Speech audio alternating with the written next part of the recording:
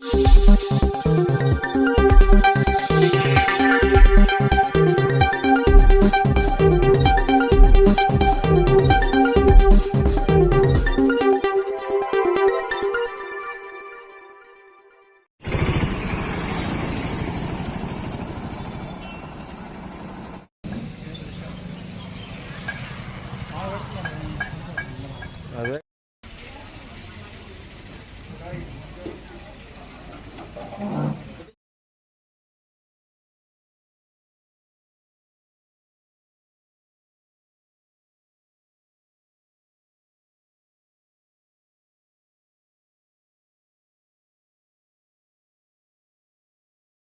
Hello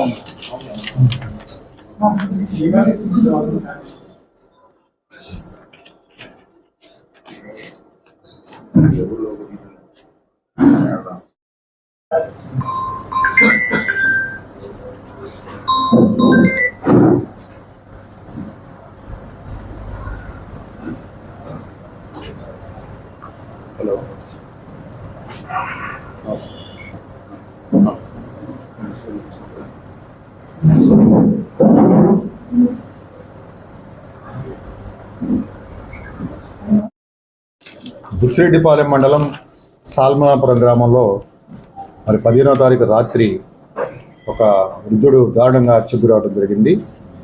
దాంట్లో మరి direct evidence witness లేదు కాబట్టి దీన్ని ఛాలెంజ్గా తీసుకొని Nellore SP Shri doctor Tirumaleswara Reddy IPS గారి ఆదేశాల మేరకు నేను మరి టీమ్స్ ఫామ్ చేసి బుచ్చిరెడ్డిపాలెం సిఐ గారు హైమారావు, తర్వాత ఎస్ఐ మహేంద్ర వాళ్ళ యొక్క టీం అందరిని కూడా ఈ కేసులో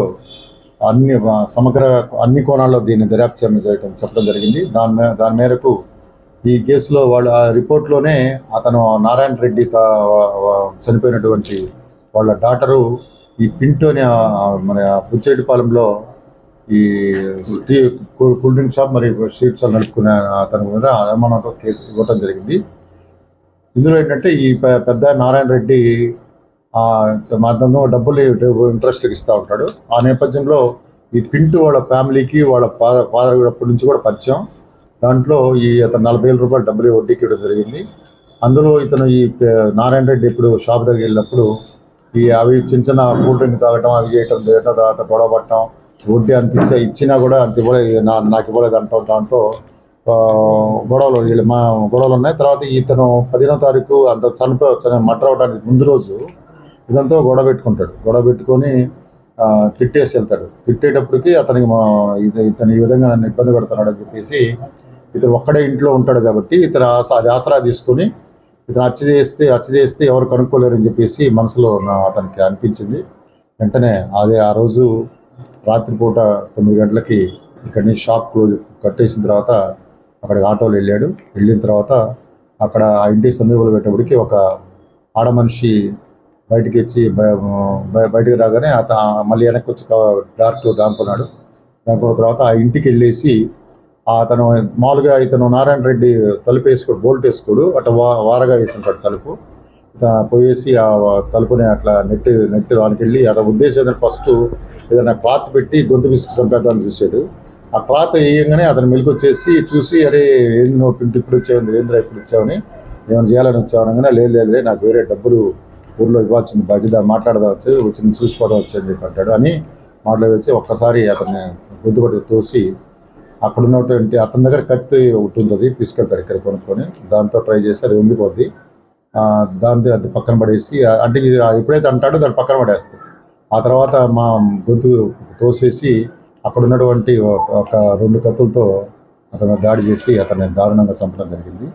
అలాగే ఒక గొంతులో పొడిచిన తర్వాత ఇంకా బతుకుతాడే ఉద్దేశంతో ఆ రీపులు అక్కడ పెన్ను ఉంటే దాంతో కూడా పొడవడం జరిగింది. ఇతను ఎప్పుడైతే గొంతు పిసుకుతాడానికి పెట్టాడో ఈ ఏళ్ళు వచ్చేసి వాడి నోట్లో పడటంతో పెరుగులాట్లో ఆ ఏళ్ళను కూడా కొరగడం జరిగింది. దాంతో అతనికి ఇంజరీస్ కూడా అయినాయి, బయట ఇంజరీస్. దాన్ని బట్టి ఇమీడియట్గా అతను ఆ కేసు కనెక్ట్ అయిపోయాడు. వీడు విచారించినప్పుడు కూడా అతను నేరం చేసినట్టు ఒప్పుకున్నాడు. దాని మేరకు మరి సిఐ గారు అతను అరెస్ట్ చేయడం జరిగింది. ఈరోజు ఈ కేసులో మరి ఎలాంటి ఆధారం లేకపోయినా, ఎలాంటి డైరెక్ట్ సాక్ష్యాలు లేకపోయినా మరి కేసును ఛేదించినటువంటి బుచ్చిరెడ్డిపాలెం ఎస్సీ హైమారావు, తర్వాత ఎస్ఐ మహేంద్ర, వాళ్ళ యొక్క బృందాన్ని కూడా ఎస్పీ గారు అభినందించారు. వాళ్ళకు కూడా రివార్డులు ప్రకటించడం జరిగింది. ఈ కేసులో వీరితో పాటు ఆదినారాయణ, తర్వాత సంపత్తు, నవీను, సురేష్, కామేశ్వర వీళ్ళందరూ కూడా ఈ పోలీస్ సిబ్బంది వీళ్ళందరూ సహకరించి ఈ కేసులో వెంటనే ఈ కేసుని 24 అవర్స్ దీన్ని డిటెక్ట్ చేయడానికి వీళ్ళందరూ కృషి చేశారు. వీళ్ళందరినీ కూడా అభినందన జరిగింది. దీనికి ఈ కేసులు ఇదైతే మనం ఒంటరిగా ఎవరైనా వృద్ధులుగా ఉన్నప్పుడు ప్రికాషన్స్ తీసుకోవాల్సి ఉంటుంది. ఎందుకంటే ఎవరికైనా ఇట్లా కేర్లెస్గా ఉంటే జరిగే దొంగతనం కూడా జరగవచ్చు, ఇలాంటి దురదృష్టకర సంఘటనలు కూడా జరగవచ్చు. కాబట్టి అందరూ కూడా కేర్ఫుల్గా దీంట్లో ఒంటరిగా ఉన్నటువంటి తల్లిదండ్రులు కానీ, ఒకరు కానీ, ఇద్దరు కానీ ఉన్నప్పుడు వాళ్ళకి సంబంధించిన